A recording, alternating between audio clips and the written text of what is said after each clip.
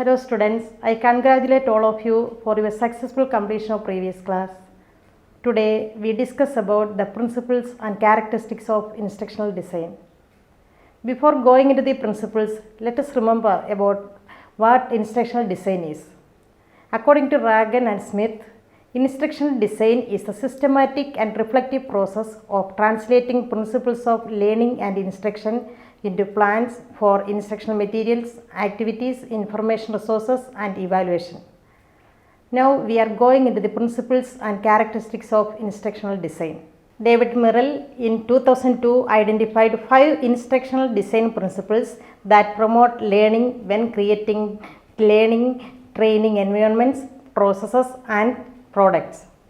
First one is that learning is promoted when learners are engaged in solving real world problems.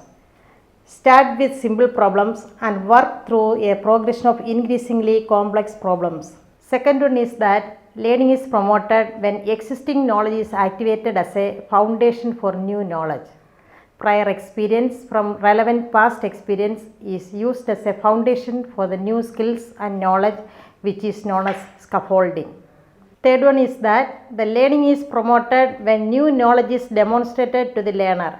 They are shown rather than just being told.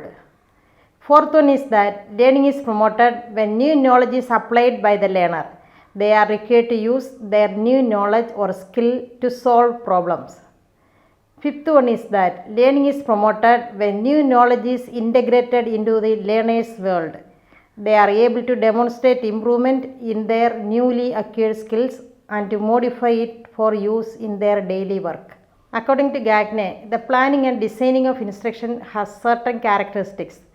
The basic assumptions are: instructional design must be aimed at aiding the learning of the individual.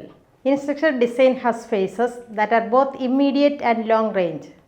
These phases of instructional planning are best performed as separate tasks and not mixed together. Design in the immediate sense is what the teacher does in preparing a lesson plan some hours before the instruction is given.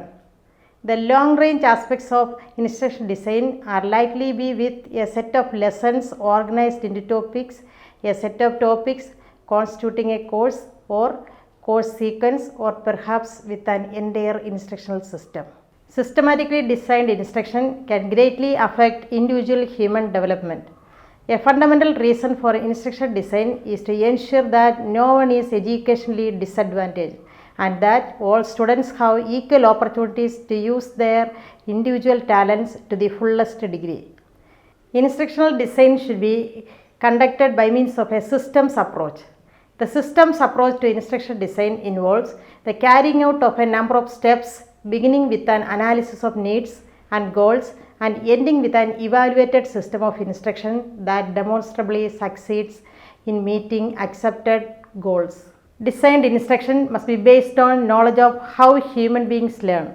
Instruction design must take into account learning conditions that need to be established in order to occur the desired effects. According to Branch and Merrill in 2002, there are several characteristics that should be present in all instructional design models.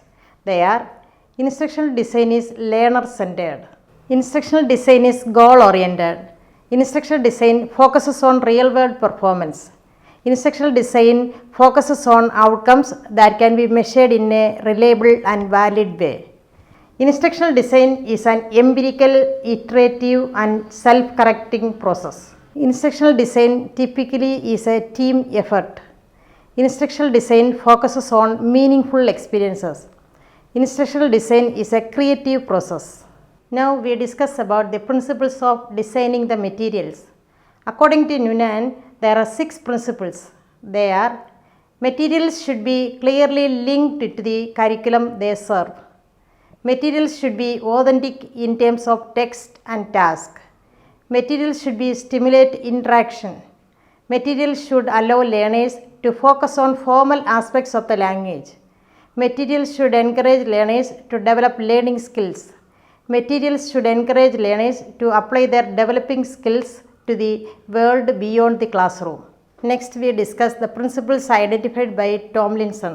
The principles are: materials should achieve impact. Materials should help learners to feel at ease. Materials should help learners to develop confidence. What is being taught should be perceived by learners as relevant and useful. Materials should require and facilitate learner self-investment. Learners must be ready to acquire the points being taught. Materials should expose the learners to language in authentic use. The learner's attention should be drawn to linguistic features of the input. Materials should take into account that learners differ in learning styles. Materials should take into account that learners differ in affective attitudes. Materials should maximize learning potential by encouraging intellectual, aesthetic, and emotional involvement. Materials should not rely too much on controlled practice. Materials should provide opportunities for outcome feedback. Now we can discuss some of the characteristics of a good instructional material. They are: size. The material is big enough to be seen by the farthest students in the classroom. Color. Students are more interested to those materials which are colorful and beautiful. Durability. Instructional materials are not made for one session. It can be reused. Economy. It is the expense in making the material. Portability. The material must be easy to handle and carry. Relativity. The material must be related to the topic. Dear students, I think now you all have a clear idea about what are the principles and characteristics of an instructional design. Congratulations to all of you. Thank you.